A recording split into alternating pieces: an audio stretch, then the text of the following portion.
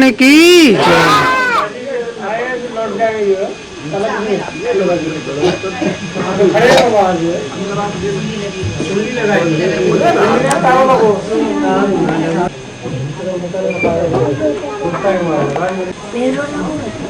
आज 10 जनवरी 1917 का शुभ दिन है।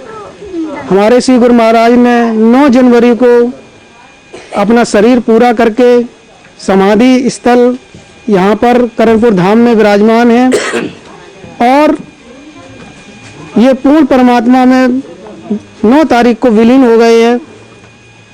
आत्म रूप से हम सब लोगों के साथ में ये हर समय है और हम लोग आज 10 तारीख को यहाँ पर गुरुदेव की पूर्ण तिथि पर आए हैं और उनके इस महोत्सव में हम लोग अपने अपने मुखार बिंदु से मुख अमृत से गुरुदेव के चरणों में सेवा अर्पण करेंगे। इस पर्व पर सबसे पहले हम अपने परम पूजनीय स्वामी राजानंद जी महाराज के परम श्रद्धेय दोनों सुपुत्र जी आज आए हुए हैं हमारे सौभाग्य से यहाँ पर। तो आपसे विशेष विनम्र रूप से अनुरोध है कि आज श्री गुरुदेव के इस कार्यक्रम का संचालन करते हुए स्टार्ट करें यहाँ से, फिर हम सभी लोग गुरुदेव के इस कार्यक्रम को पूरी रूप से श्रद्धा भावना से सुने और अपने जीवन में उतारें। प्रेम से बोलो सतगुरुदेव भगवान की, स्वयं विवाह महाराज की, राजानंद जी महाराज की, श्री नगली निवासी भगवान की, पार ब्रह्म परम पिता परमात्मा की, गुरुदेव दयालु की। इस कार्यक्रम को प्रारंभ करने से पूर्व एक विशेष सूचना आप सब लोगों के खुशी की है कि आज के दिन बहुत सालों से प्रयास, लगभग 15 साल हो गए इस प्रयास में कि गुरुदेव का कोई चैनल प्रारंभ होना चाहिए। तो गुरुदेव की जब कृपा होती है तब कोई काम रुकता नहीं है। तो गुरुदेव का चैनल अपने अपने मोबाइल में, जिसके पास इंटरनेट सुविधा है वो परमात्मा.com लिखेंगे, परमात्मा चैनल लिखेंगे, गुरुदेव का चैनल खुल के आ जाएगा। गुरुदेव के जो भी अमृतमय वचन हैं या आज हम जो लोग कुछ कह रहे हैं ये सारे के सारे और गुरुदेव का साहित्य पूरा इस चैनल पे आप लोगों को देखने को मिलेगा। लेकिन अभी ये ऑनलाइन नहीं है, लेकिन ऑनलाइन इंटरनेट पे है और इंटरनेट जो भी प्रयोग करते हैं वो इस चैनल को देख सकते हैं। आज के दिन इसका प्रारंभ हो रहा है। सभी लोग इस चैनल की खुशी में तालियों से स्वागत करेंगे परमात्मा चैनल की।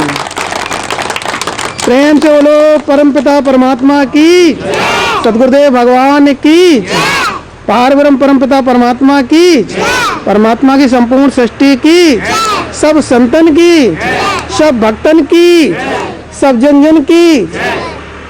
आइए महाराज जी से विशेष अनुरोध है कि व्यास गद्दी संभाले सतगुरु महाराज की। मूर्तिम द्वंद्वातीतं गगन सदृशं तत्त्वमस्यादिलक्ष्यम् एकं नित्यं विमलम् अचलं सर्वदी साक्षीभूतं भावातीतं त्रिगुणरहितं श्री सद्गुरुं तं नमामि। प्रिय आत्मन, ये धरती जब हजारों वर्ष तक तपश्चर्या करती है तब ऐसे संत महापुरुष अवतरित होते हैं। ऐसे संत महापुरुषों के निर्वाण दिवस के पर्व पर हमें वो सीख लेनी चाहिए कि उनकी कैसी जीवन शैली थी, कौन सा उनके अंदर उत्सव उतरा था। उस उत्सव में ही उतरने के लिए हमें कुछ अनुभव छोड़ गए हैं, उस अनुभव को हमें ग्रहण करना चाहिए। कहा गया है कि लाख होशियार बनाकर खालिक एक मखमूर बना देता है। इफ्तियाराते सोच के सब कुछ कितना रंजूर बना देता है। दौलते दर्दे दो आलिम देकर कितना मजबूर बना देता है।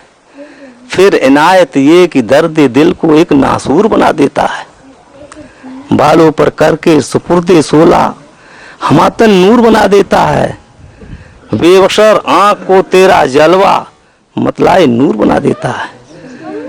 परमात्मा लाख होशियार बनाता है, लेकिन उसकी बड़ी महान कृपा कि उन लाख होशियारों के बीच में एक मस्त को बना देता है। उन लाख होशियारों की वजह से हमारा जो मानव जीवन है रेगिस्तान बन जाता है, रूखा सूखा नीरस हो जाता है। एक उस मस्त की वजह से ही कुछ हरियाली है, कुछ आनंद है, कुछ जोश है। ऐसे ही मस्तों में से एक थे हमारे स्वामी स्वयमानंद जी महाराज, और मुझ पर भी उनकी बड़ी कृपा है, तो हमें उनके जीवन से सीख लेनी चाहिए। क्या है मस्ती का राज है? जीसस ने कहा है कि मेरे प्रभु के राज्य में वही प्रवेश कर सकेंगे जो छोटे बच्चों की भांति होंगे। क्या है छोटे बच्चों के पास ऐसा जिसकी जीसस इतनी प्रशंसा कर रहे हैं? क्या है ये तो कहना ठीक नहीं। छोटे बच्चों के पास कुछ ऐसा है जो कि आम आदमी के पास नहीं है। उनके पास भोलापन है, उनके पास मस्ती है, उनके पास चतुराई नहीं है। और इस चतुराई नहीं तो गर्दन में फांसी लगा रखी है। और हम चतुराई से ही अपने संकटों का हल चाहते हैं, चतुराई से ही हम अपनी यानी तनाव दूर करना चाह रहे हैं, जो कि कभी भी हो नहीं पाता है और जाल बढ़ता ही चला जाता है। चतुराई की वजह से ही हमारा जीवन सारा नरक बन जाता है। मस्ती का क्या राज है जो हमें स्वामी स्वयमानंद जी ने ही बतलाया था कि अब हम गुजरेंगे राह जिंदगी से वे निया जाना। अब हम गुजरेंगे राह जिंदगी से वे निया जाना, अगर तेरे कर्म पर हो मुनस्सिर जिंदगी अपनी। हे सदगुरुदेव, तू जैसा नचाएगा वैसा नाच लेंगे, जो भी कराएगा वैसा कर लेंगे। मेरी कोई ख्वाहिश नहीं है, मैंने अपना सब कुछ तुम पर कुर्बान कर दिया, मेरी कोई ख्वाहिश नहीं रही। तो अपने आप मस्ती उतर आती है। लेकिन इससे बाकी लोग बहुत दूर रहते हैं, चतुराई में ही घूमते रहते हैं और चतुराई के लिए दौड़ लगाते रहते हैं। और अंतिम परिणाम क्या होता है? कष्ट, अंतिम परिणाम दुख। आखिर आदमी दौड़ किस लिए रहा है? मनुष्य की खोज की क्या है? हर आदमी ढूंढ रहा है अखंड सुख और अखंड शांति। उसी के लिए संबंध बनाता है, संबंध बिगाड़ता है, धन पैदा करता है, मैल दुमाइली बनाता है। लेकिन यहाँ तो सब परदेश है, यहाँ मनुष्य का अपना कुछ भी नहीं। यहाँ हम जो भी बनाते हैं वो सब बनने से पहले ही गिरना शुरू हो जाता है। यहाँ मनुष्य कभी अपना घर बना नहीं पाया। इसलिए हम देखते हैं कि यहाँ की गई सारी मेहनत बेकार हो जाती है। अंतिम क्षणों में ये बात याद आती है कि सारे जिंदगी भर व्यर्थ ही हम कागजों की नाव बहाते रहे। हाथ में आया रतन तूने कदर जानी नहीं है, व्यर्थ सारा जीवन बीत गया। एक गरीब आदमी को तो आशा भी होती है कि होगा अपने पास थोड़ा सा धन, थोड़ा सा अनाज, एक थोड़ा छोटा सा झोपड़ा होगा तो सुख शांति से भी जीवन व्यतीत करेंगे। हालांकि सुख शांति बाहर कहीं है नहीं, लेकिन फिर भी कुछ आशा तो होती है। लेकिन जो बड़े बड़े धनवान उनकी ये भी आशा टूट जाती है, क्योंकि उनके पास धन भी है, पद भी है, मान प्रतिष्ठा भी है, सब कुछ है, लेकिन परदेश उतना का उतना ही। कष्टों में जरा भी कमी नहीं, तनाव में जरा भी कमी नहीं। फिर भी उसे एक आम आदमी को आशा होती है, गरीब को आशा होती है, क्योंकि बाहर सुख कहीं है नहीं। और ये परमात्मा की बड़ी कृपा है कि किसी दिन तो तुम द्वार दरवाजा खटका खटका करके तुम्हें याद आएगा कि बाहर कहीं सुख है नहीं। तब तुम्हें ख्याल आएगा कि सुख तो केवल हमारे अंदर है, परमात्मा में मिल सकता है, दूसरा कहीं नहीं। मनुष्य की खोज ऐसे घर की खोज है जब मिले तो सदा के लिए मिले, जो हकीकत में घर हो, एक सराय न हो। लेकिन यहाँ तो सराय ही सराय है। यहाँ मनुष्य का अपना कोई नहीं। यहाँ तुमसे पहले न जाने कितने लोग आए और चले गए। इस जमीन में जितने की धूल में कण है उससे भी ज्यादा बार तुम आए, न जाने कितने बार आए और चले गए। यह भी भविष्यवाणी नहीं की जा सकती है कि 60 साल बाद, कि 60 मिनट बाद, कि 60 सेकंड बाद हम में से न जाने कौन उठ जाए। कहा है कि क्या क्या इन बादशाहों का नामो निशा मिटा, हर एक अपने वक्त का नौशेर वहां मिटा। मौसम गया बहार का रंगे खिजा मिटा, जो फूल इस चमन में खुला खिला बेगुमा मिटा। तरपेश सबके वास्ते मंजिल अजीब है, गाफिल होशोबास अजल अन करीब है। मृत्यु अत्यंत निकट है। बहुत से आपने देखे होंगे कि तुमसे पहले, घड़ी भर पहले बड़े महत्वाकांक्षाओं से भरे हुए थे, आज उनके मुंह में धूल भरी रह गई और एक दिन हमारे भी मुंह में धूल भरी रह जाएगी। जैसे ही ये तीर से की तरह चुभने लगे ये बात। आप एक ही अभ्यास करें, छोड़ो आत्मा परमात्मा, 24 घंटे आप इसी विचार में चलते रहें कि अगला कदम हो सकता है कि हमारा मृत्यु में ही उठे, क्योंकि मृत्यु प्रतिक्षण हो रही है। तो आप जो हैं वो नहीं रहेंगे, निश्चय ही आपके अंदर एक बदलाव शुरू हो जाएगा। लेकिन हम क्या करते क्या है कि अमुक मर गया, अमुक मर गया, लेकिन अपना कभी ख्याल ही नहीं करते। मानो हम सदा रहने वाले हैं, और जब सदा रहने वाले हैं तो कुछ उल्टा सीधा भी करना है। लेकिन जब ये ख्याल आ जाए कि प्रतिक्षण न जाने कौन सा क्षण हमारा मृत्यु में जाए, तो जब हम लोग सभी अपराध अपने आप विदा होने शुरू हो जाएंगे। फिर एक खोज शुरू हो जाएगी, एक तुम्हारे अंदर क्रांति घटित होगी। वो क्रांति पुस्तकों के पढ़ने से नहीं होगी, मंदिर मस्जिदों में जाने से नहीं होगी, वो क्रांति तुम्हारे इस ख्याल से होगी कि प्रतिक्षण हमारा मौत में जा रहा है। अब मौत ही जीवन का अंतिम सत्य है, तो मौत से कैसे छुटकारा मिले, मौत के भय से कैसे हम मुक्त हों, ये ख्याल पैदा हो जाएगा। तो फिर इसके लिए हमारे संत महापुरुषों ने कहा है, हमारा यार ग्रंथ भी कहता है कि इसके लिए किसी तुम्हें तत्ववेत्ता संत की जरूरत पड़ेगी, जो इस जन्म मृत्यु के दलदल से तुम्हें उबार सकता है, जो ऊपर उठा हुआ है। ऐसे संत की तुम्हें आवश्यकता पड़ेगी, ऐसे सदगुरु की आवश्यकता पड़ेगी। ऐसा सदगुरु अगर कहीं मिल जाए, सदगुरु कौन है? जिसके देखने से, जिसके हाव भाव से आपको मालूम पड़े कि ये कोई पार का है, इसकी वाणी कोई पार की आ रही है, इसकी रहनी यहाँ की नहीं कोई पार की रहनी है। जैसे आप सवेरे फूल के बगीचे से लौट कर आए तो कुछ नहीं तो कोई फूल कपड़ों में लगा रह जाए है तो उसकी सुगंध आने लगे, उसकी ताजगी आने लगे, दिखाई पड़ने लगे। इसी तरह से सदगुरु वो है जिसके हाव भाव से मालूम पड़ने लगे, उसकी वाणी में ऐसा आकर्षण हो जो आपको खींचने लगे, तो वहां पर गिर जाना, क्योंकि वही तुम्हारा काम करेगा।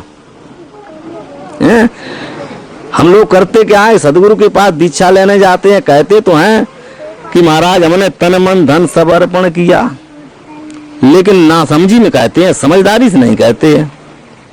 पहले में विचार करना है कि इन 3 चीजों में तुम्हारी है कौन सी चीज? क्या तन तुम्हारा है?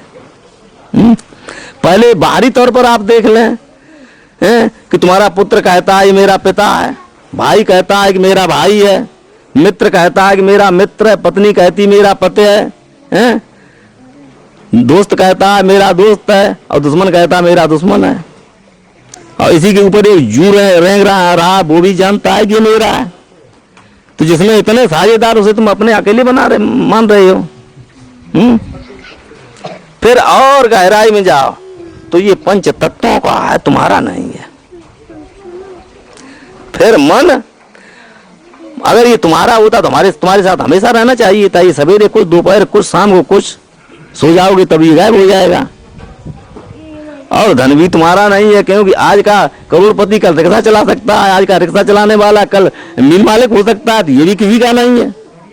तो जो चीज तुम्हारी नहीं है वो सदगुरु तुमसे मांगते हैं। अब देने का मतलब ये नहीं है कि तुम सब कुछ बेच करके सदगुरु के पास डाला तो हो गया उसका, ये गलत बात।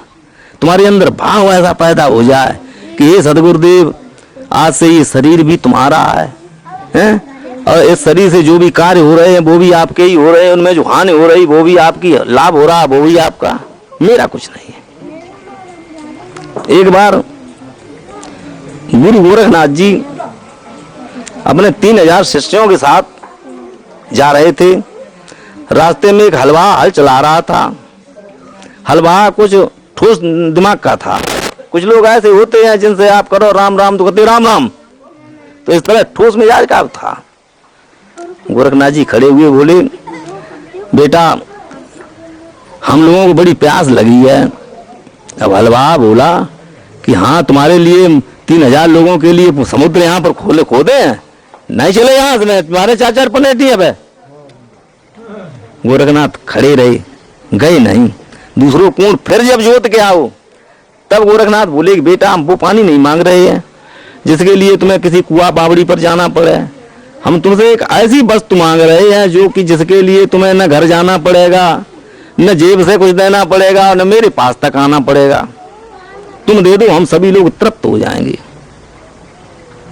उसने विचार किया कि ऐसी कौन सी चीज हो सकती है, तो उसके विचार में ये आया कि ऐसी तो कोई चीज नहीं, ये महात्मा भी मूर्ख हमने जा मैंने दिया, मांग लो। गोरखनाथ जी बोले, बेटा मैं तुम्हारा मन मांग रहा हूं, दे दो। हलवा बोला, जाओ मैंने दिया, अपने लत्ती काटो। गोरखनाथ चले गए। अब हलवा जितना रोजाना जोतता था उससे 4-6 बजे फालतू जोतने के बाद में विचार किया कि अब तो घर चलो। हल खड़ा किया, त्यों ही उसके अंदर विचार बना, क्योंकि जो ठोस दिमाग के होते हैं वो बात के बड़े पक्के होते हैं कि हल बंद कर रहे हो अपने मन से, मन तो उनका हो चुका है। फिर चलाने लगा। 4 कदम चला और विचार किया कि अब चल रहे हो तब भी अपने ही मन से, मन तो उनका हो गया। हल खड़ा कर दिया, वहीं पर बैठ गया। अब घर वाले गए, उससे पूछते हैं भाई क्यों बैठे हो, क्यों नहीं घर गए? अब कुछ नहीं बोल रहा है। निराश होकर घर वाले लौट आए। वो 3 दिन तक वहीं पड़ा रहा, क्वार की तजती धूप में। मिट्टी कितनी गर्म हो जाते। गोरखनाथ ने कहा कि अब तो वो तज चुका होगा, पक गया होगा, अब चलो चलें। गोरखनाथ जी गए, बोले, बोलो बेटा कैसे क्या हाल चाल है? वो एकदम उसके आंखों से आंसू बहने लगे। बोले महाराज जैसे बताएंगे वैसे बताएंगे, तो अपना ही मन तो तुम्हारा हो चुका है, अब आप ही समझ लो। तो गुरु गोरखनाथ ने उन्हें इशारा कर दिया कि बेटा मेरे आदेश से इस मन को इस जगह पर लगा दो। तो भाई आगे चल करके सिद्ध हुआ। तो समर्पण इसे कहते हैं कि आज से मेरा कुछ भी नहीं है, हैं? अब हम गुजरेंगे राह जिंदगी से बेनियाज जाना, अगर तेरे कर्म पर हो मुनस्सिर जिंदगी अपनी। जब सदगुरु को समर्पित हो जाते हो तो सदगुरु तुम्हें युक्ति देते हैं, अंतर्मुखी इन ट्रांसफॉर्मेशन की। जिस सत्य का खजाना तुम ढूंढ रहे हो बाहर, वो तुम्हारे अंदर है। यहां पर एक बात और कहना चाहते हैं। भगवान बुद्ध जी जब घर से निकल गए और 12 वर्ष के बाद घर लौटे वापस आए, जब पूर्ण बुद्धत्व को उपलब्ध हो गए, तो यशोधरा तो पहले से ही गुस्से में बैठी थी कि कब आए और कब इनसे हम बदला लें। यशोधरा ने पहला प्रश्न किया कि मैं क्षत्राणी हूं, और क्षत्रियों में पहले ये नियम था कि राजा लोग जब युद्ध क्षेत्र में जाते थे तो उनकी पत्नी तिलक लगा करके और तलवार हाथ में लेकर के युद्ध में भेजती थी। तो तुमने मेरा घोर अपमान किया जब हम तुम्हें ऐसी जगह पर भेज देती जहां से कोई उम्मीद नहीं है कि तुम जिंदगी लौट के आओ। अरे हम किसी से लड़ने गए तो कोई जरूरी थोड़ी कि हम ही मार लें, हम तो पिट सकते हैं, हम भी तो मारे जा सकते हैं। एक बार तो तुम कहते कि हम सत्य की खोज में जा रहे हैं, परमात्मा की खोज में जाते हैं, फिर हम अगर इनकार करते तो अलग बात थी। तुमने मेरा घोर अपमान किया, तुम मेरे बिना पूछे चले गए। बुद्ध जी निरुत्तर हो गए, कोई उत्तर नहीं दिया।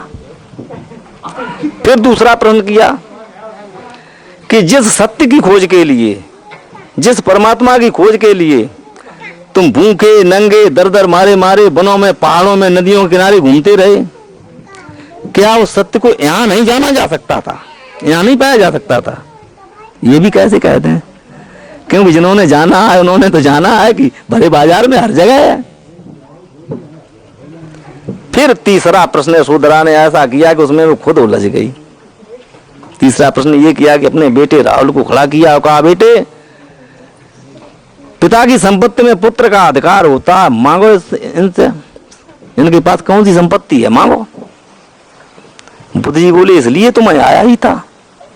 उसे तुरंत सन्यासी बना दिया। और वास्तविकता ये है कि एक तो धन है कौन जो तुम संसार में आए उसके बाद में तुम्हें मिला, साथ लेकर नहीं आए, और जो बाद में मिला उसे चाहे जितना छाती से लगाए रहो कोई नहीं छीनेगा, तो मौत तो छीन ही लेगी, क्योंकि वो तुम्हारा नहीं है। और एक खजाना ऐसा है जिसे तुम लेकर के आए हो, जिसे छीनने का कोई उपाय नहीं है, जो लाल तुम्हारी गुदड़ी में छिपा हुआ है, तो संत उसका साक्षात्कार कराते हैं, उसकी तरफ तुम्हारी नजर को मोड़ देते हैं। हाँ, तो सदगुरु उस खजाने की तरफ तुम्हारे वृत्ति का मोड़ कर देते हैं। अब है क्या, जैसे अभी कोई गाली दे रहा है, तुम ये विचार नहीं करते कि चलो इसका जवाब कल दे देंगे, हैं? लेकिन संत अगर तुम्हें रास्ता दिया है ध्यान का, तो उसके लिए कहते कि अभी इतना काम पड़ा है, कल देखेंगे, परसों देखेंगे, हैं? तो जिसने कल के लिए टाला सदा के लिए टाल दिया। वही समय आरंभ करने का है, न जाने अगला क्षण आया या ना आया। जिस क्षण तुम्हें युक्ति मिली, तरीका मिला, तो वही क्षण करने का है, आरंभ कर दो। ये 4 सूत्र है, आरंभ, घट, पर्चा, निष्पत्ति। आरंभ के साथ घट, घट ये बड़ा मूल्यवान चीज है। घट गए शरीर को। बहुत से ऐसे हैं जो कि सर्दी में इतने इतने पानी में डूबे हैं, गर्मी में चारों ओर से आग लगाए हुए, आग के किनारे बैठे हुए हैं, कोई एक पैर के पर खड़े हैं, शरीर को कष्ट दे रहे हैं। अरे ये साधन का धाम है, कई साधन धाम मोक्ष कर द्वारा तुम साधन कोई नष्ट कर रहे हो, ऊर्जा ही नष्ट कर रहे हो, यात्रा किससे करोगे। फिर दूसरी बात यह है कि वेद में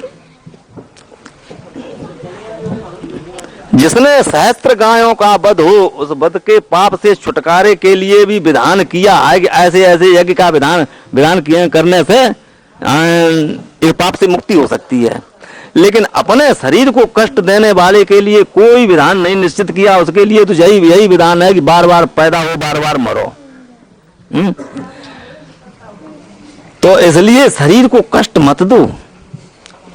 जैसे कमल है कीचड़ में पैदा होता है कब, जब कीचड़ में गहरे में छिपा हुआ अगर न हो तो कैसे पैदा हो। अब कीचड़ को तुम खोद करके फेंक दो तब भी कमल पैदा नहीं होगा, और कीचड़ पर कीचड़ बढ़ाते ले जाओगे, बढ़ाते जाओ फिर भी कमल पैदा नहीं होगा। कब होगा, बड़े तालमेल से, हैं? तो इस शरीर रूपी कीचड़ में परमात्मा रूपी कमल छिपा हुआ है। अगर इसको ही अच्छे तेल साबुन, अच्छे खाना बना, अच्छे भोग सामग्रियों में लगा दिया तब भी नहीं पैदा होगा, या इसको तुम काटने पीटने में लगे, परेशान करने में लगे, तब भी पैदा नहीं होगा। कब होगा, एक सामंजस्य बिठाना है, बड़ा तालमेल, जैसा कुछ मिल जाए प्रारब्ध बस वैसा, और अपने ध्यान में लगे रहो,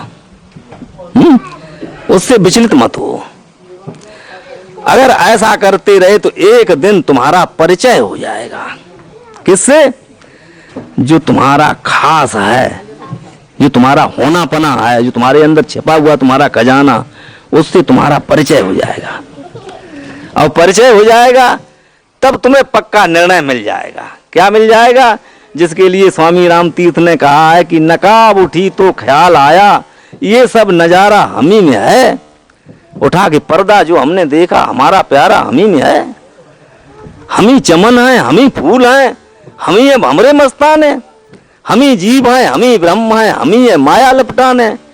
आकाश वायु अग्नि जल पृथ्वी रविचंद्र तारा हमी में है। उठा के पर्दा जो हमने देखा हमारा प्यारा हमी में है। बस जीवन की सभी समस्याओं का समाधान। लेकिन ये सब है सदगुरु कृपा पर, अपने पौरुष से कुछ भी नहीं। हालांकि सदगुरु युक्ति देते, अभ्यास तुम्हें करना है, लेकिन उसमें भी कृपा हमेशा। सदगुरु की कृपा अनंत है, उसका कहां तक वर्णन किया जाए। सब धरती कागज करूं, लेखनी करूं बन रहा है, सात समुद्र स्याही करूं पर गुरु गुण लिखा न जाए। गुरु अनादि अनंत है और अनादि अनंत ही तुम्हें बनाता है, उससे पहले नहीं छोड़ेगा। तुम होकर के देखो गुरु के हैं। मुझको मेरे दोस्त ने लाला जार कर दिया, ये खिजा जुदा चमनपुर बहार कर दिया। देखते ही देखते भर के 16 पास को एक निगाह लुत्फ से आप सार कर दिया। मैं था जरा सी आप जू तुम होते बेकरा, करके हम किनार बेकिनार कर दिया। हे सदगुरुदेव, तूने मेरा हाथ क्या पकड़ा, मेरे किनारे ही छूट गए, मुझे भी असीम बना दिया। ऐसे सदगुरुदेव की मैं कहां तक वंदना करूं। हे सदगुरुदेव, मेरा प्रणाम स्वीकार करें गुरुदेव। महापुरुष कुछ छोड़ जाते हैं, अपने जैसे बना के छोड़ जाते हैं, कुछ अपना प्रेम का भाव छोड़ जाते हैं। बिना प्रेम के, बिना लगाव के कुछ प्राप्त नहीं होता। वैसे प्रेम के जो है 10 लक्षण बताए महाप्रभु ने, चैतन्य महाप्रभु ने। चिंतात्र जागरो उद्वेगस्तानवम मलिनांगता, प्रलापो व्याधिर उन्मादो मोहो मृत्यु दशो दशा। हमारा जब प्रेम होता है, जिस दिशा में हमारा ज्यादा लगाव होता है, उसी दिशा में हमारी दौड़ होती है, वहीं हम पहुंचते हैं। तो जब हमारा परमात्मा से प्रेम होता है, परम सत्ता से प्रेम जब होता है, तो प्रेम का पहला लक्षण है अति चिंता हो जाना। प्रेमी अभी मिला नहीं, अति चिंता हो जाना पहला लक्षण है। चिंतात्र जागरो नाम नीदनाना, उद्वेगस कहते हृदय में पीड़ा जैसी महसूस होना। तांडवम चल तो रहे हैं, लेकिन पता नहीं कहीं गोड़ पड़ रहे, कहीं ध्यान तो है प्रेमी का। मलिनांगता, चिंतात्र जागरो उद्वेगस तांडवम मलिनांगता, अंग मैले कुचैले हो जाना, अंगों का भी ध्यान नहीं। प्रलापो व्याधिर उन्मादो मोहो मृत्यु दशो दशा, कभी रोने लगता है क्योंकि प्रेमी अभी नहीं मिला। अब क्या समय रह के गया है, अब शरीर भी शांत होने वाला है, शरीर भी जवाब देने लगा, लेकिन प्रेमी अभी नहीं मिला। प्रेमी के प्रति रोने लगता है। प्रलापो व्याधि, रोगियों जैसा शरीर हो जाता है। उन्माद कहते हैं नशैलों जैसा, पता ही नहीं, नशैल पड़े रहते हैं नाली आली के किनारे, उन्हें यही नहीं पता गंदा पानी है कि अच्छा पानी है। तो व्याधिर उन्मादो मोह मृत्यु दशो दशा, अति मोह बढ़ जाना यहाँ तक कि मृत्यु को प्राप्त हो जाना। जा मरने से जग डरे मेरे मन आनंद, संत कहते हैं जा मरने से जग डरे मेरे मन आनंद, मरने से ही पाइए पूर्ण परम आनंद। जब तक प्रेमी अपने प्रेसी में, जिससे प्रेम करता है, उसमें अपना अस्तित्व खो नहीं देता। द्वैत भाव जब तक मिटता नहीं है, एक नहीं जब तक होते, तब तक उसका मंजिल नहीं है, तब तक वो मार्ग में है। अभी उसे स्थायी शांति नहीं मिली। ज्ञान जो है 2 प्रकार का ज्ञान होता है, शांति 2 प्रकार की होती है। एक तो परोक्ष और अपरोक्ष, यानी प्रैक्टिकल और थ्योरी। ज्ञान प्रैक्टिकल और थ्योरी। थ्योरी तो ये है कि जो हम कहीं आश्रमों में जाते, कथा भागवत में जाते, जो सुनते हैं उससे हमें जो बोध होता है, उसे थ्योरी कहते हैं। प्रैक्टिकल उसे कहते हैं, थ्योरी जो है पढ़ाई जाती है, प्रैक्टिकल जो है विशेष प्रयोगशालाओं में होता है, जब उसका प्रयोग करके दिखाया जाता है। और प्रैक्टिकल भी 2 प्रकार का है, इंद्रियग्राही और इंद्रियातीत। एक तो देखा, कहते प्रैक्टिकल ये है कि एक तो सुना सुनाया, एक देखा दिखाया। तो देखा दिखाया को हम प्रैक्टिकल कहते हैं, लेकिन वो इंद्रियग्राही है। एक इंद्रियग्राही प्रैक्टिकल है, एक अति इंद्रिय प्रैक्टिकल है ज्ञान। बिना इंद्रिय के भी ज्ञान होता है, जैसे सुख दुख का ज्ञान होता है, सो जाते हैं, कोई इंद्रिय नहीं है, फिर भी हमें सुख का ज्ञान होता है, बेखबरी का ज्ञान होता है, लेकिन इंद्रियग्राही नहीं है। ऐसे ही परमात्मा का ज्ञान जो है इंद्रियग्राही नहीं है। इसको जानने की इच्छा सबको होती है। हर जीव चाहता है कि परमात्मा हमें मिल जाए। ऐसा कोई संसार में जीव नहीं है जो परमात्मा को न चाहता हो। जिसको सब चाहते हो वही परमात्मा है। सब चाहते हैं कि हम सुख हमें मिल जाए। हर प्राणी ये चाहता है कि मैं सुखी हो जाऊं, और सुख का नाम परमात्मा का ही है। परमात्मा का ही दूसरा नाम है सुख। परम सुखदम केवलम ज्ञान मूर्तिम द्वंद्वातीतम, दूसरा वहां नहीं है। द्वंद्वातीतम, कैसा द्वंद्वातीत है कि गगन सदृशम सर्वत्र ओतप्रोत समाया हुआ है। गगन सदृशम तत्तुम अस्य आदि लक्ष्यम, तत्तुम आदि लक्ष्यम। गुरुजन तत्तुम ऐसे लक्ष्य करके अपने शिष्यों को बोधन कराते हैं कि तत्तुम, वो तुम उससे अलग नहीं हो। तत्तुम, तुम वही हो। तत्तुम आदि लक्ष्यम, ऐसा लक्ष्य करके उपदेश किया करते हैं। तत्तुमस्य आदि लक्ष्यम एकम नित्यम, एक है, नित्य है, अनित्य नहीं है। अनित्य का नाश होता है, नित्य सदा रहने वाला होता है, उसे नित्य कहते हैं। नित्यानंद है, अनित्यानंद नहीं है। नित्यानंद को सुख कहते हैं, नित्यानंद को आनंद कहते हैं। तो एकम नित्यम विमल, जिसमें किसी प्रकार का मल आवरण नहीं है। विमल मचलम सर्वधी साक्षी भूतम, सर्वधी सब बुद्धियां, जितनी बुद्धियां हैं इन सबको प्रकाशित कर रहा है। सबके बुद्धि के पीछे कोई चेतन बैठा हुआ है जो बुद्धि को भी टैकल कर रहा है कि बुद्धि ठीक काम कर रही है कि बुद्धि नहीं ठीक काम कर रही है। आज हमारी बुद्धि गड़बड़ है तो कौन देख रहा है गड़बड़ है कि सही है? तो सर्वधी साक्षी भूतम, सबकी बुद्धियों को जानने वाला है। सर्वधी साक्षी भूतम भावातीतम, भाव अभाव अकुभाव से रहता है। भावातीतम त्रिगुण रहतम, न सतोगुण है, न तमोगुण है, न रजोगुण है। त्रिगुण रहतम श्री सदगुरु तम नमामि। ऐसे परमात्मा का जो साक्षात्कार कराने वाला हमारा सतगुरु है उसे मैं नमस्कार करता हूँ। इस परमात्मा को जानने का जो साधन है केवल गुरु है, सतगुरु है। ऐसी इच्छा सबको होती है कि ये मंजिल, ये परमात्मा हमें प्राप्त हो जाए। सब चाहते हैं कि परमात्मा प्राप्त, सुखी हो जाएं। थोड़ा थोड़ा अपने अपने साधनों से सबको सुख मिलता भी है, लेकिन उससे संतुष्टि नहीं होती। हम चाहते हैं कि नित्य सुख मिले, ऐसा सुख मिले जो हमारा, जिसका नाश न हो। ऐसा सुख परमात्मा ही है, दूसरा ऐसा सुख नहीं है। जो विषयों से आनंद तीन प्रकार का होता है, विषयानंद, वासनानंद और ब्रह्मानंद। जो इंद्रियों से भोगा जाता है उसे तो विषयानंद कहते हैं। जो इंद्रियों के माध्यम से हमें कुछ सुख शांति मिलती है, आनंद मिलता है, उसे कहते हैं विषयानंद। और आज जिस विषय में हमने आनंद भोगा था, उसकी कल जो भोगा था उसकी स्मृति में आज हम जो सुखी हो रहे हैं, इसे कहते हैं वासनानंद। कल बड़ा मजा आया था फलाने विषय में, तो उसे कहते हैं वासनानंद। विषयानंद, वासनानंद और ब्रह्मानंद।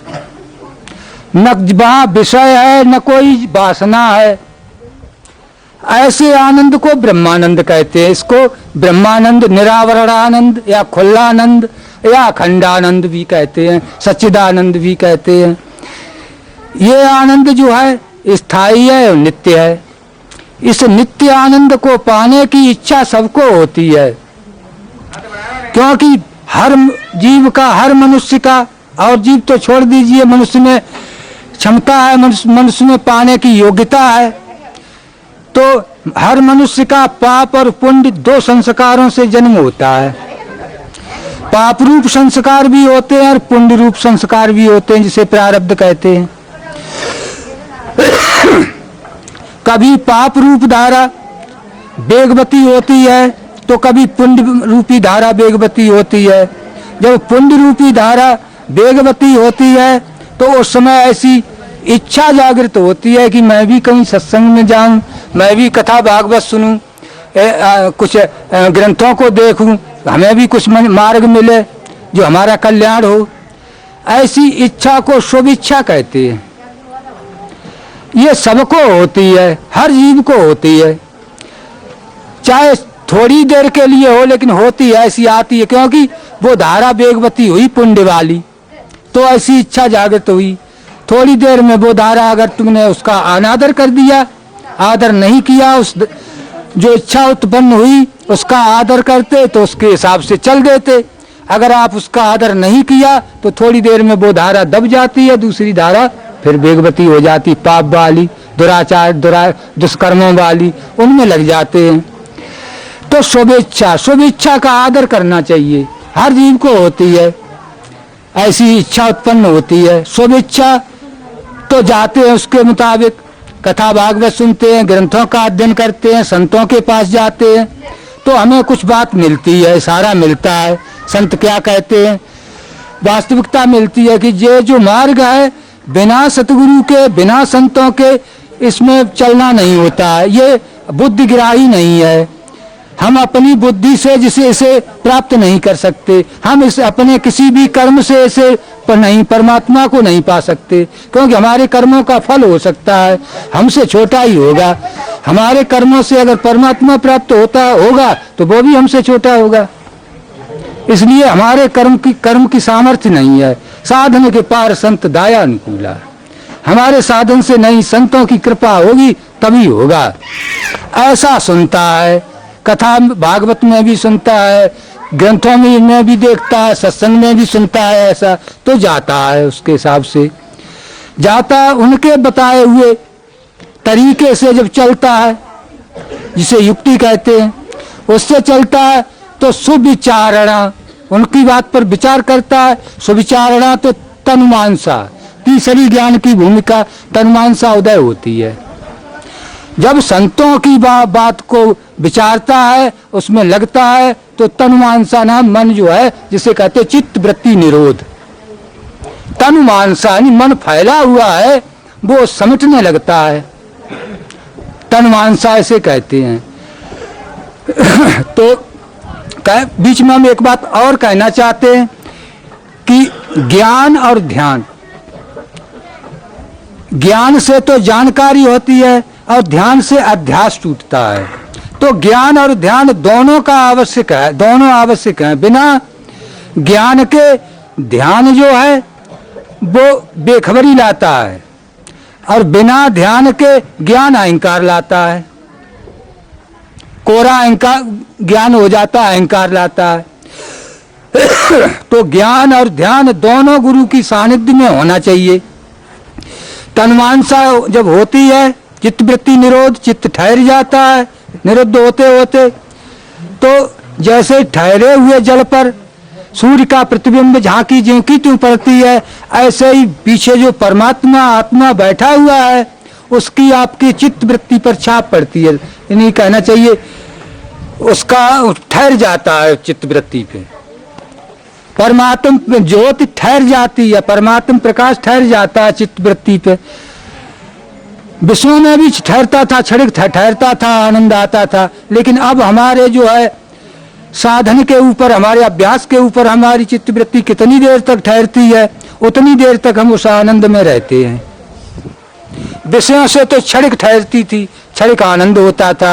अब हमारे अभ्यास के ऊपर है कि हम कितनी देर तक ठहर सकते हैं, कितनी देर का हमने अभ्यास बनाया, उतनी देर तक हम ब्रह्मानंद में, ब्रह्म आनंद में निमग्न रहते हैं, मस्त रहते हैं। तो सत्वापत्ति असंग शक्ति, जब ऐसा सत्य का साक्षात्कार होता है तो इंद्रियां अपने अपने विषयों को ग्रहण करने में असमर्थता महसूस करने लगती हैं। असमर्थता इसलिए कि इंद्रिय कमजोर नहीं हो जाती, जो मिल रहा है उस समय उससे अधिक इंद्रियों से नहीं मिल सकता, इसलिए उनकी ओर दौड़ थोड़ी कमजोर हो जाती है। इसे कहते हैं असंग शक्ति। इंद्रियां अपने अपने विषयों को ग्रहण करने में असमर्थ होने लगती हैं, ये कह रहे हैं। लेकिन इंद्रियां असमर्थ नहीं होती। इंद्रियों से ग्रहण करने वाला आनंद जो है, आनंद की इच्छा से इंद्रियों को ग्रहण करने वाला था, इंद्रियों से आनंद को पाने की इच्छा वाला जो था, वो अब इंद्रियों से पाने की बजाय सीधा सीधा पा रहा है, इसलिए इंद्रियों की तरफ जा नहीं रहा है। तो असंग शक्ति असंग शक्ति होते होते क्या, जो दिन देखता है वो रात नहीं देखता, जो रात देखता है वो दिन नहीं देखता।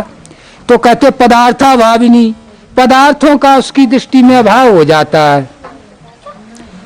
जो पदार्थ कहते पंच तत्व कहते हैं, तो पंच नहीं रहते, तत्व तो जो है सम्यक सब सर्वत्र एक दृष्टि होती है उसकी। ये नहीं कि भेद दृष्टि नहीं होती, इसलिए उसका पदार्थाभाव नहीं, उसकी दृष्टि में पदार्थों का अभाव हो जाता है। सातवीं ज्ञान की भूमिका तुरीगा, वो अपने स्वरूप में स्थित रहता है। जो अपने स्वरूप में सदा स्थित रहता है तो उस स्वरूप में ही ये सब प्रतिष्ठित है। ये इंद्रियां, ये शरीर, ये बुद्धि, ये मन उसमें प्रतिष्ठित है, अनंत प्रतिष्ठित है, असंख्य प्रतिष्ठित है। ये इंद्रियां, इनके जिस जिस इंद्रिय के जिस जिस जीवाभास के समाप्त हो जाते हैं भोग, वो शांत हो जाता है। आत्मा आत्मा है ही है, आत्मा का तो कहीं जाना आना नहीं। वासनाएं निवृत्त हो जाती हैं, वासनाएं रहती नहीं। आत्मज्ञानी की कोई वासना नहीं होती। प्रारब्ध जो होता है शरीर का, वो प्रारब्ध भोग से क्षय हो जाता है, संचित ज्ञान से खत्म हो जाता है और आगामी बनता नहीं, क्योंकि वो अहंकृत भाव ही उसमें वो करता ही नहीं होता है। ये बताओ कि मैं क्या करता हूँ, मैं इस श्वास को भी नहीं चला रहा हूँ, मैं तो आराम में हूँ, पड़े हैं चारपाई पे, श्वास चल रही है और श्वास चल रही तभी शरीर का कार्य हो रहा है और श्वास में चला नहीं रहा, तो मैं क्या कर रहा हूँ। करने पने का अगर हम अपने में अभिमान कुछ रखें, अभिमान माने, तो अहंकारा करता न पुरुषा, अहंकार ही करता है और वही भोगता है। इस पुरुष नाम आत्मा करता नहीं है, उसके होने से ये हो रहा है आत्मा है में होता है, सब होता है। हवाएं चलती हैं, पानी बरसता है, आंधियां आती हैं, है उसमें होता है और होता है में तो होता है, और होता है में मान लेता है कि मैं करता हूँ, वही भोगता है। भोगता कौन है? जो है में तो होता है और होता है में मानता है कि मैं करता हूँ, अलग से मानता है कि मैं करता हूँ, वही भोगता है और कोई भोगता नहीं है। परमात्मा का नाम कौन बताएगा? तुम तो जानते ना कि क्या सही है क्या गलत है। उसके लिए ज्ञान योग की पढ़ाई है और हृदय प्रधान जो है, भावुक जो है, वो मत मूड ज्यादा नहीं खपाता है, नहीं लगाता है, इतनी योग्यता भी नहीं रखता है, लेकिन भावुक है, श्रद्धावान है, तो उसके लिए ध्यान योग है। वो ध्यान से कामयाब हो जाता है। लेकिन जो खोपड़ी लगाने वाला, वो ध्यान में भी खोपड़ी लगा देगा, वो ध्यान करते टाइम में भी लगा देगा कि हम क्या, इससे क्या होगा। तो इसलिए उसे ध्यान नहीं दिया जाता, उसे तो और पढ़ाई पर श्रवण मनन निध्यासन, पहले सुनिए बात पर मनन करिए कि क्या कहा जा रहा है, क्या सही है क्या गलत है, ये थोड़ी कसरत कर लीजिए, तब निधिध्यासन में आइए। निधिध्यासन नाम उस राहिनी में जो ध्यान ही पहले दिन से पहले क्लास में लगा हुआ है। अब तुम निधिध्यासन में आओगे कब? जब सुनोगे और सुनने के बाद मनन करोगे, बार बार सुनोगे, बार बार मनन करोगे, जब तक तुम अच्छी प्रकार से तुम्हारी शंकाओं का समाधान नहीं होगा। जब शंकाएं तुम्हारी सब गिर जाएंगी, तब निधिध्यासन नाम, निध्यासन आ गया ध्यान, निध्यासन नाम ध्यान। निधिध्यासन की परिपक्व अवस्था समाधि है। ध्यान की परिपक्व अवस्था, निधिध्यासन की परिपक्व अवस्था समाधि है। तो सुनिए, बार बार सुनिए। क्या सुनिए? सुनते तो सब हैं, नहीं ऐसी सुनिए जिससे कल्याण हो। सुनते तो सब हैं और सब कहते हैं हमारी सुनो, सब ये कहते हैं हमारी सुनो, हमसे बढ़िया तुम्हें रास्ता बताने वाला कोई है ही नहीं, हम तुम्हारे सबसे बड़े तैसी हैं, ये तो सभी कहते हैं। ये सब कहते हैं हम तो को हमारी मानो, हम तुम्हें से सबसे बढ़िया बात बताते। सब कहते हैं, लेकिन सबसे बढ़िया तुम्हें कितनी बढ़िया लग रही है, अपनी जरा थोड़ी खोपड़ी को भी उसमें लगाओ। सबसे बढ़िया बात वो है जो सबसे बढ़िया को मिला दे। सबसे बढ़िया संसार में है क्या? सबसे बढ़िया जो है तो पहले भी कह चुके थे कि सबसे बढ़िया वो है जिसे सब चाहते हो। सबसे बढ़िया वो है जिसे सब चाहते हो, और जिसे सब चाहते हो उसी को जो मिला दे वो ही हमसे हमारे लिए सबसे बढ़िया है। सबसे बढ़िया है आनंद। सब चाहते हैं इस आनंद को, नित्य आनंद को तक जो हमें पहुंचा दे वही सबसे बढ़िया है। और नहीं तो कहा तो सब बढ़िया है, और मैं देर बाद हम दुखी हो जाए ऐसे बढ़िया से हमारा दोस्ताना नहीं है।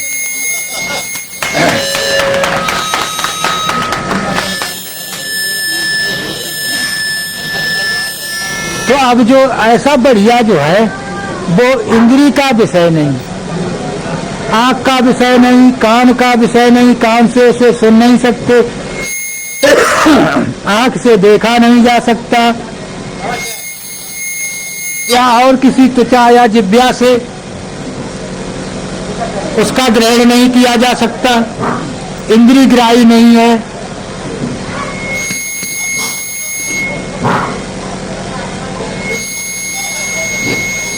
बुद्धिग्राही भी नहीं है, विद्वान भी उसे नहीं पा सकता, क्योंकि वो बुद्धि का भी विषय नहीं है। हाँ, बुद्धि से भी पीछे तो है।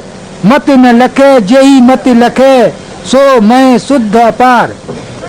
मत जिसे नहीं जान सकती मत न लखे, जेहि मत लखे जो बुद्धि को जानता है। मत न लखे जेहि मत लखे सो कौन है? बुद्धि को कौन जानता? सो मैं शुद्ध अपार। सो वो शुद्ध अपार जो मैं है उसमें ठहरना सीख ले, सो वो ही परमात्मा है। तुम ही हो, वो बुद्धि के पीछे तुम ही बैठे हुए हो, लेकिन बुद्धि, मन और इंद्री, शरीर, पदार्थ इनमें इतने आसक्त हो गए हो कि अपनी सामर्थ्य भूल गए।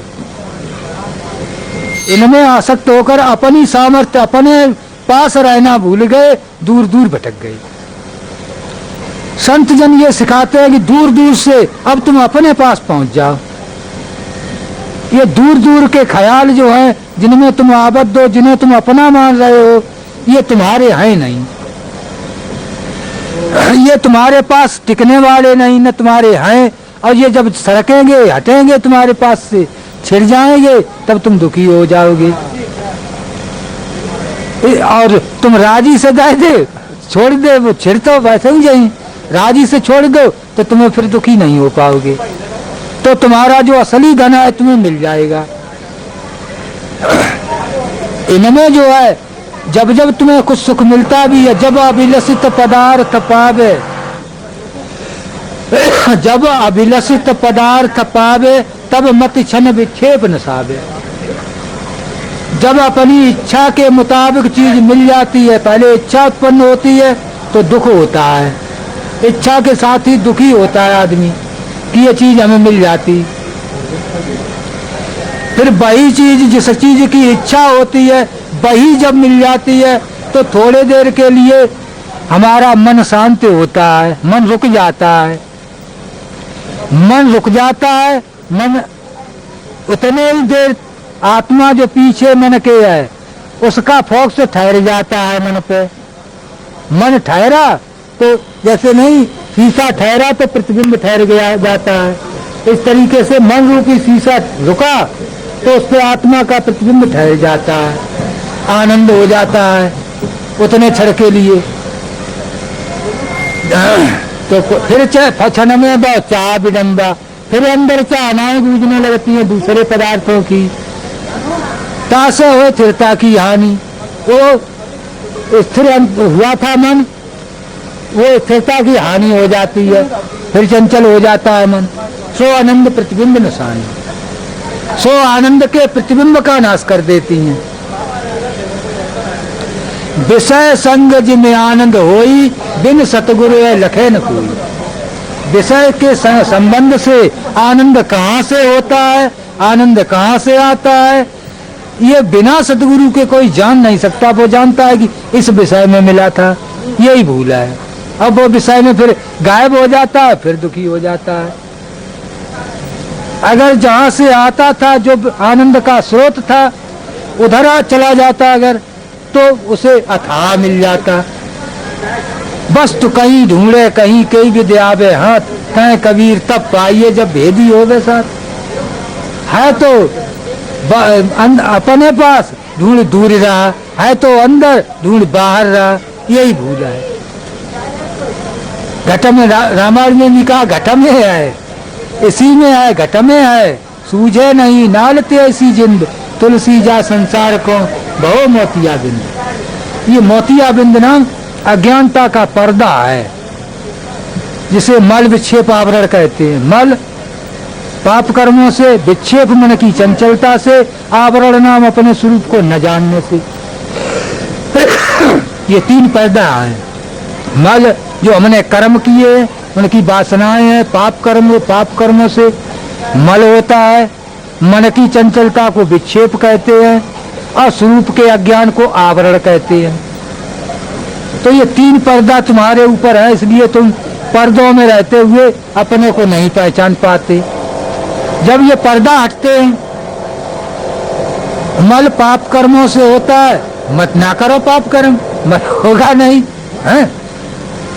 चलो अब किए हैं वो भी खत्म हो जाएंगे, क्योंकि जो बनी है इमारत तुम्हारे कर्मों से, वो बिगड़ भी जाएगी।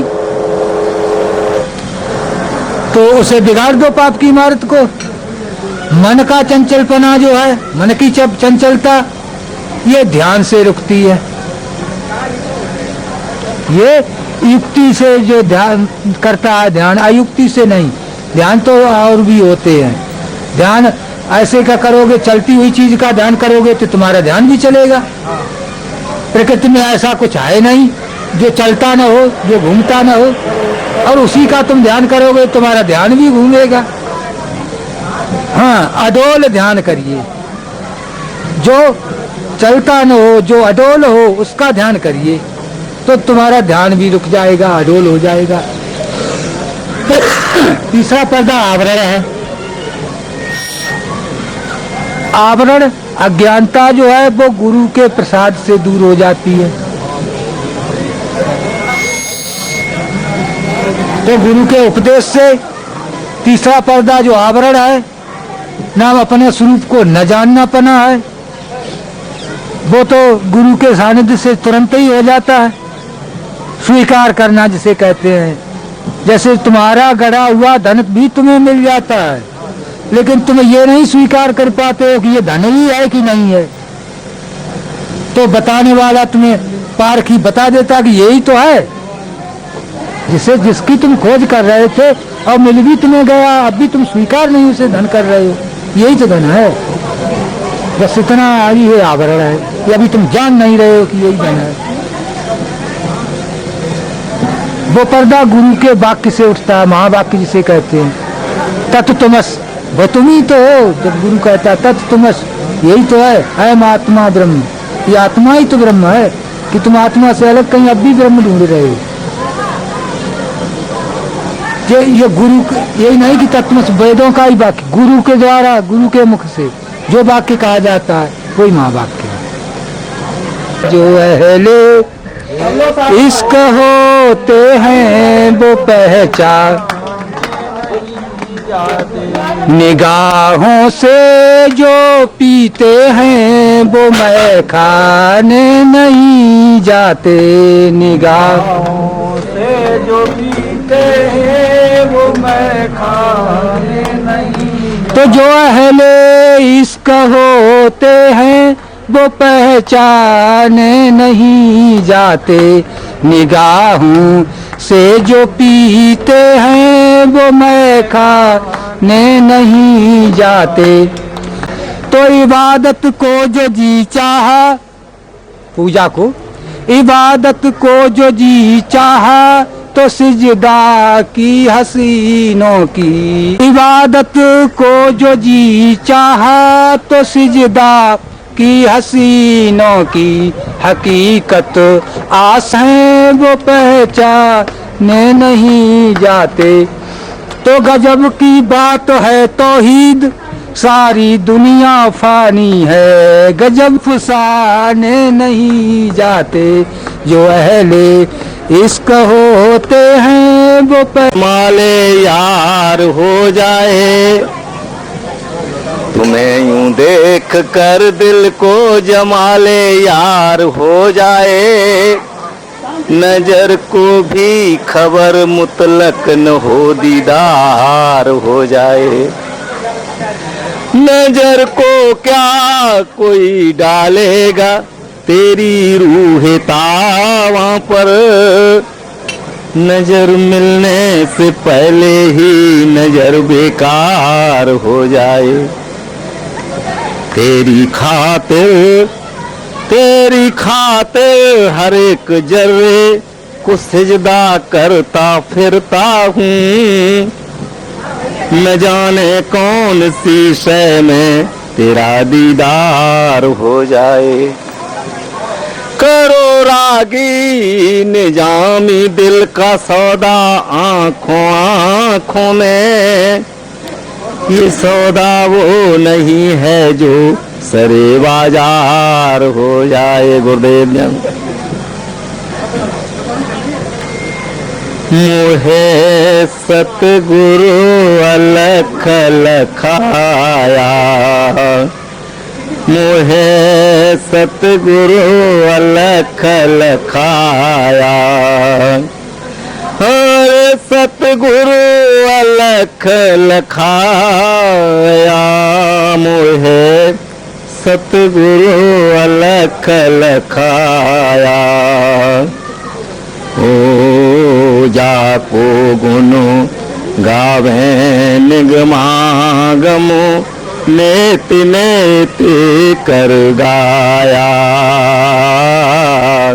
जाको गुनो गावे निगमागमो नेत नेत कर गाया शारद शेष महेश्वर जाको शारद शेष महेश्वर जाको शारद शेष महेश्वर जाको अंत नहीं ठहराया मोहे सतगुरु अलख लखाया अली से मिला हूँ नबी से मिला हूँ मोहम्मद से मिलकर खुदा से मिला हूँ हकीकत तो ये है कि मेरे सदगुरु जी हकीकत तो ये है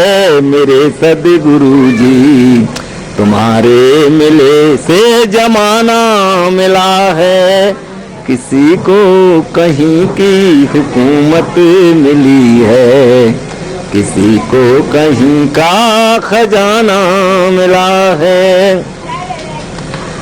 नहीं टिक न पाए अभी तक कहीं भी लगाते रहे भोग योनि में चक्कर नहीं टिक न पाए अभी तक कहीं भी लगाते रहे भोग योनि में चक्कर कहें राजा नंद महर सदगुरु की जिस पर कहें राजा नंद महर सदगुरु की जिस पर ठिकाना मिला आशियाना मिला है किसी को कहीं की हुकूमत मिली है किसी को कहीं का खजाना मिला है मेरा हाल दिल का पूछे न कोई मुझे सदगुरु से खजाना मिला है। गुरुदेव जन चले महाराज जी भोजन हाँ, अब एक और सुना लें तब भोजन करें।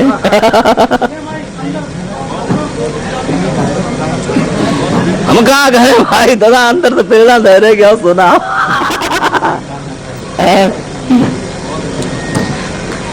हम तो तेरी अदा पर फिदा हो गए, हम तो गुरु की अदा पर फिदा हो गए, दिनों ईमां सभी अलविदा हो गए, हम तो तेरी अदा पर फिदा हो गए, दिनों ईमां सभी अलविदा हो गए, हम तो तेरी अदा पर फिदा हो गए, हम तो तेरी अदा पर फिदा हो गए, दिनों ईमां सभी अलविदा हो गए, हम तो तेरी अदा पर फिदा हो गए, दिनों ईमां सभी अलविदा हो गए, हम तो तेरी अदा पर फिदा हो गए, दिनों ईमां सभी अलविदा हो गए। तो नहीं जन्नत की चाहत न दोज़ख का डर, मेरी औकात क्या हम तो खुद खो गए, नहीं जन्नत की चाहत न दोज़ख का डर, मेरी औकात क्या हम तो खुद खो गए, अब खुदा की इबादत की आदत गई, अब खुदा की इबादत की आदत गई, क्यों कि तुम ही हम हो गए, हम ही तुम हो गए, अब खुदा की इबादत की आदत गई, हमने तुम दफ्तर घूमा है, हम तो तेरी अदा पर फिदा हो गए, दिनों ईमां सभी अलविदा हो गए।